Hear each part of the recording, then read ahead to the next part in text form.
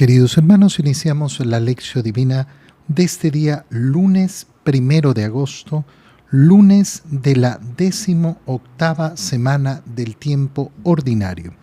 Por la señal de la Santa Cruz de nuestros enemigos, líbranos, Señor Dios nuestro, en el nombre del Padre, y del Hijo, y del Espíritu Santo. Amén. Señor mío y Dios mío, creo firmemente que estás aquí, que me ves, que me oyes. Te adoro con profunda reverencia. Te pido perdón de mis pecados y gracia para hacer con fruto este tiempo de lección divina. Madre mía Inmaculada, San José, mi Padre y Señor, Ángel de mi guarda, interceded por mí. En este día lunes continuamos con la lectura del libro del profeta Jeremías y leemos el capítulo 28, versículos 1 al 17. El quinto mes del cuarto año del reinado de Sedecías, Hananías, hijo de Asur y profeta de Gabaón, le dijo a Jeremías en el templo, en presencia de los sacerdotes y de todo el pueblo: Esto dice el Señor de los ejércitos, el Dios de Israel: voy a romper el yugo del rey de Babilonia. Dentro de 2 años haré que se devuelvan todos los objetos del templo del Señor que el rey Nabucodonosor tomó de este lugar y se llevó a Babilonia. Haré volver a Jeconías, hijo de Joaquín, y rey de Judá, y a todos los desterrados de Judá que han ido a Babilonia, en cuanto yo rompa, dice el Señor, el yugo del rey Nabucodonosor.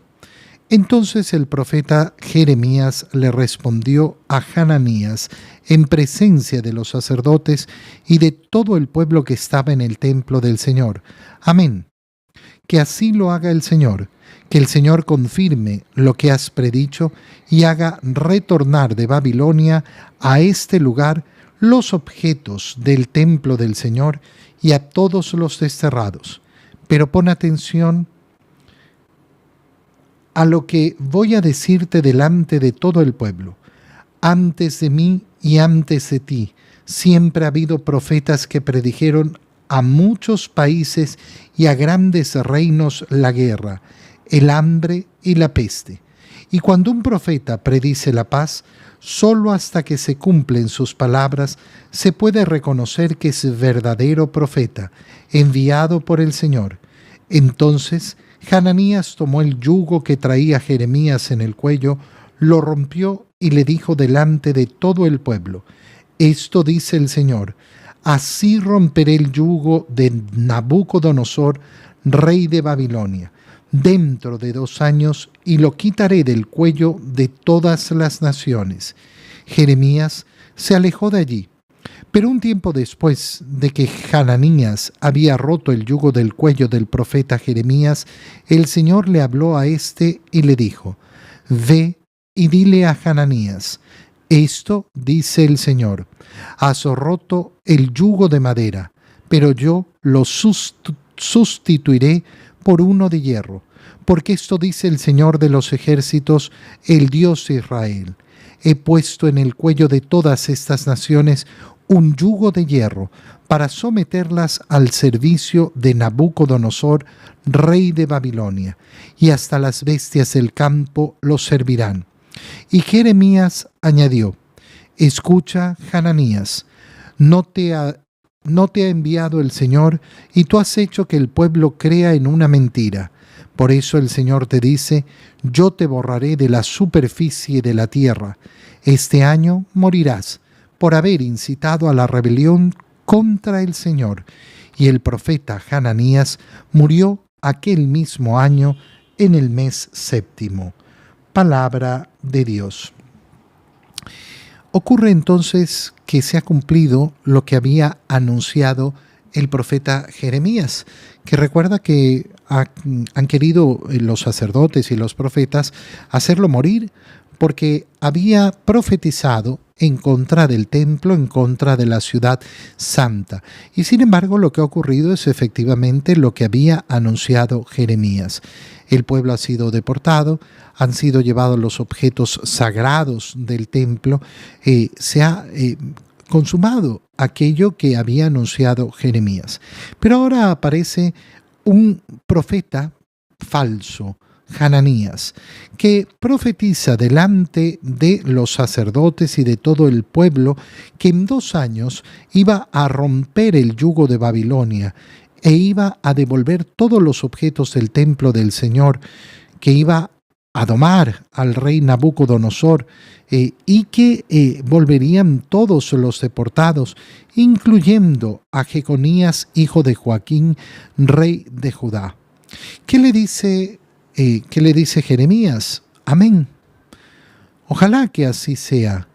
Ojalá que efectivamente así se haga, que el Señor confirme lo que has predicho y haga retornar de Babilonia los objetos sagrados, el templo y a todos los desterrados. Pero atento, porque has profetizado la paz. Y entonces, ¿cuándo se sabrá que eres un verdadero profeta? Cuando se cumpla. Hananías ha hecho un gesto tremendo y ha agarrado el yugo que tenía Jeremías en el cuello y lo ha roto. Así, dice el Señor, voy a romper este yugo. Pero después de un tiempo, Jeremías se retiró en ese momento y el Señor le dice que no, que esto no es así, que le ha dado el poder a Babilonia justamente no solo para hacer un yugo de madera, sino de hierro, es decir, fuerte, justamente porque Él ha anunciado cómo los pueblos van a tener que ser sometidos para aprender la lección. Y entonces Jeremías va y le dice a Hananías lo que le ha anunciado el Señor: tú eres un falso profeta. Mira, falsos profetas nos ha anunciado nuestro Señor Jesucristo, los hay en todas partes, en todo momento, en todo lugar. Hay que tener mucho, mucho cuidado. Ejercer la condición de profeta, como lo digo siempre, es una de las misiones que tenemos como bautizados. Y es bastante fácil. ¿En qué sentido? En el sentido de atenerse a la palabra de Dios. Si uno escucha la palabra de Dios, no tiene que recibir un gran mensaje extraordinario sobre lo que va a ocurrir en el futuro. Uno contempla, mira, por este camino les va a ir mal. ¿Y cómo sabes tú? Porque estás yendo en contra de la palabra de Dios. No tiene nada de admirable, nada de sorprendente, nada especialísimo. Estás yendo contra la palabra de Dios y por tanto no es difícil imaginarse hacia dónde te conducirá la vida. Lo mismo al revés, te irá bien. Estás caminando el camino del Señor. Aunque tengas que pasar por muchas dificultades, te irá bien. La alegría rebosará en tu corazón y en la dicha de seguir al Señor. Pero entonces hay que tener mucha atención, porque es impresionante con la facilidad que se engaña a tantas personas. Qué impresionante es cómo las personas son engañadas.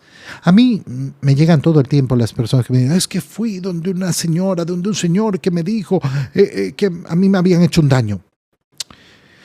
¿Sabes a cuántas personas yo he escuchado que van donde un brujo, donde un adivino, de un no sé qué, y lo primero que les dicen es: a ti te han hecho un daño? A todas. Absolutamente a todas. Todas las personas que van donde un brujo, donde un mago, donde un hechicero, donde un fulano, no sé qué, donde el señor más bueno porque tenía los santitos ahí en su casa y habló de Jesús y no sé qué. A todos les dicen exactamente lo mismo, que les han hecho un daño, que no sé qué, que no sé cuánto, que por aquí. ¿Y qué facilidad tiene la gente para creer? ¿Qué facilidad tiene la gente para creer cualquier tontería? Menos la palabra de Dios. La palabra de Dios no, esa no la voy a creer, porque esa no es tan difícil de creer. No, es tan fácil creer la palabra de Dios y es tan fácil rechazar la falsa profecía, la idiotez que no sirve para nada. En el Evangelio, leemos el Evangelio de San Mateo, capítulo 14, versículos 13 al 21. En aquel tiempo Al enterarse Jesús de la muerte de Juan el Bautista, subió a una barca y se dirigió a un lugar apartado y solitario. Al saberlo, la gente lo siguió por tierra desde los pueblos. Cuando Jesús desembarcó, vio aquella muchedumbre, se compadeció de ella y curó a los enfermos. Como ya se hacía tarde, se acercaron sus discípulos a decirles: «Estamos en despoblado y empieza a oscurecer. Despide a la gente para que vayan a los caseríos y compren algo de comer». Pero Jesús les replicó: «No hace falta que vayan, denles ustedes de comer». Ellos le contestaron: «No tenemos aquí más que 5 panes y 2 pescados». Él les dijo: «Tráiganmelos». Luego mandó que la gente se sentara sobre el pasto, tomó los 5 panes y los 2 pescados, y mirando al cielo pronunció una bendición, partió los panes y se los dio a los discípulos para que los distribuyeran a la gente. Todos comieron hasta saciarse, y con los pedazos que habían sobrado se llenaron 12 canastos. Los que comieron eran unos 5.000 hombres, sin contar a las mujeres y a los niños. Palabra del Señor. Fíjate qué interesante y qué profundo es el inicio del Evangelio de la multiplicación de los panes en San Mateo. ¿Por qué? Porque inicia contándonos cómo Jesús se enteró de la muerte de Juan el Bautista. Recuerda que la semana pasada habíamos leído cómo Herodes decía: este Jesús es Juan el Bautista que ha resucitado. ¿Por qué? Porque él lo había mandado matar. Y entonces se nos contó cómo había sido matado, cómo había sido asesinado Juan el Bautista. Y lo último que leímos justamente era que los discípulos de Juan el Bautista fueron a recoger el cuerpo decapitado de Juan y lo llevaron a sepultar, y después fueron a avisarle a Jesús lo sucedido. Aquí es donde tomamos el Evangelio de hoy, porque después nos han contado otras cosas sobre lo que dijo el Señor a la muchedumbre, y ahora nos enteramos que a Jesús le llega esta noticia de que Juan ha sido decapitado. ¿Y qué hace? Sube a una barca y se dirigió a un lugar apartado y solitario. ¿Por qué? Porque le ha dolido en el alma la muerte de Juan y quiere estar un tiempo a solas. Quiere pasar la pena. Y tiene todo el derecho de hacerlo, por supuesto. Juan el Bautista es su primo. Juan el Bautista además ha sido el precursor, aquel que lo ha anunciado como Cordero de Dios, aquel que le ha dado, digámoslo así, sus primeros discípulos.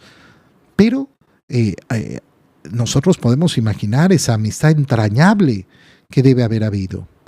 Oye, no nos lo cuenta la Biblia, pero si María fue a visitar a Isabel, la madre de Juan el Bautista, sabiendo que estaba embarazada, ¿cuántas veces se habrán encontrado a lo largo de la vida? ¿Cuántas veces habrán conversado Jesús con Juan el Bautista sin saber Juan el Bautista que Jesús era el Mesías? Porque no lo supo hasta el momento del bautismo en el Jordán. Y ahora que se entera de la muerte de su primo, de su amigo, de su hermano, Juan, el Señor sufre. Cristo sufre en lo profundo de su corazón y lo hace sufrir y lo hace indignarse además el modo en que ha sido asesinado. Y sin embargo, a pesar de que tiene todo el derecho de estar a solas, de pasar el duelo, de que se respete su pena, su privacidad, su necesidad de tener un tiempo para sí a solas, la gente lo sigue por tierra desde los pueblos, y cuando Jesús los ve al desembarcarse, no sintió rabia. Pero ¿cómo no me dejan un ratito, por lo menos un ratito? ¿Acaso no tengo derecho a llorar mi pena un rato? ¿Acaso no tengo derecho a estar solo? ¿Acaso no tengo derecho a un poco de descanso?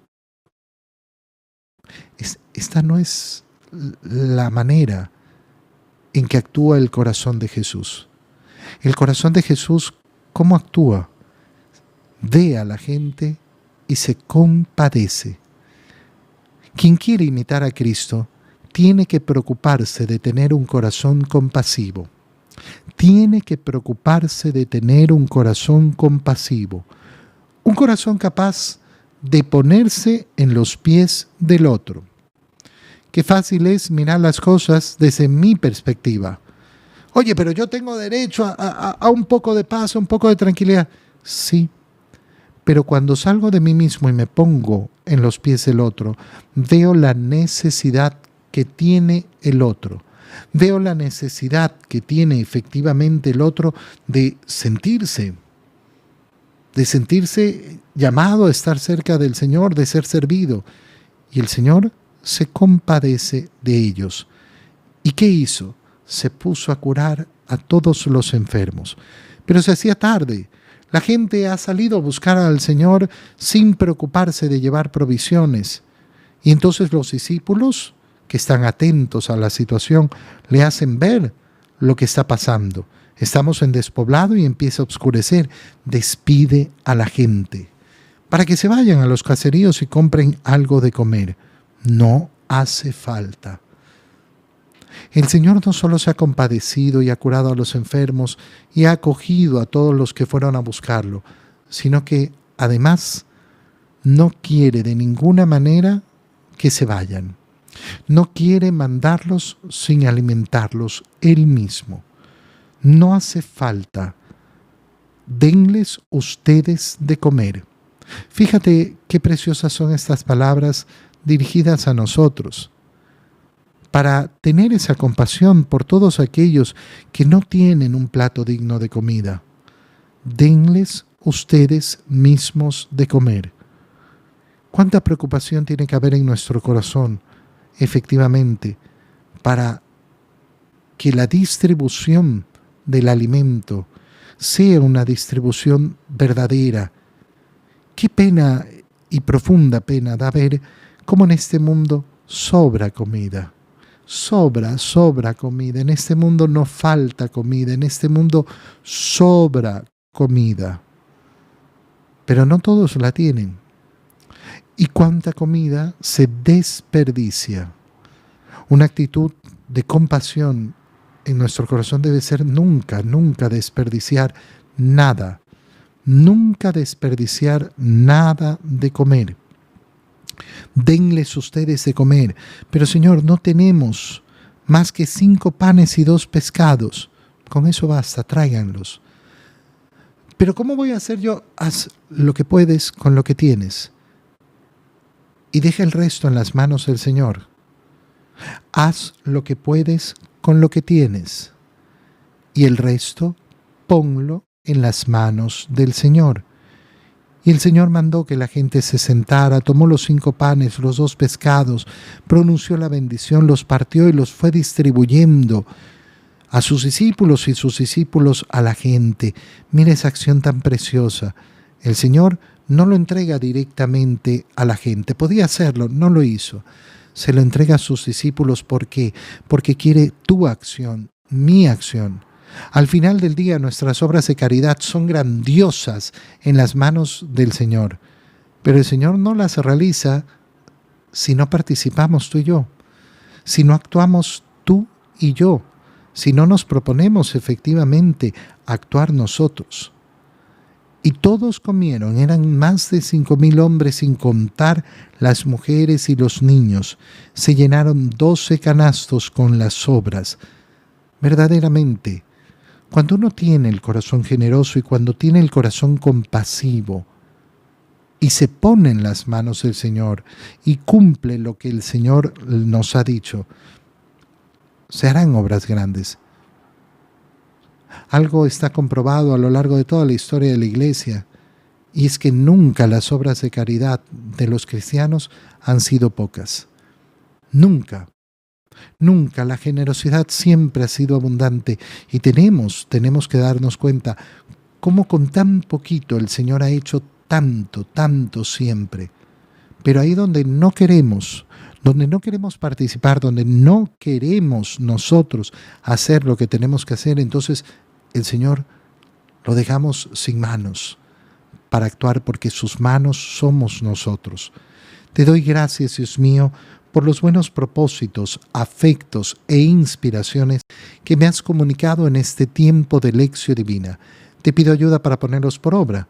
Madre mía Inmaculada, San José, mi Padre y Señor, Ángel de mi guarda, interceded por mí. María, Madre de la Iglesia, ruega por nosotros. Queridos hermanos, que tengan todos un muy feliz día.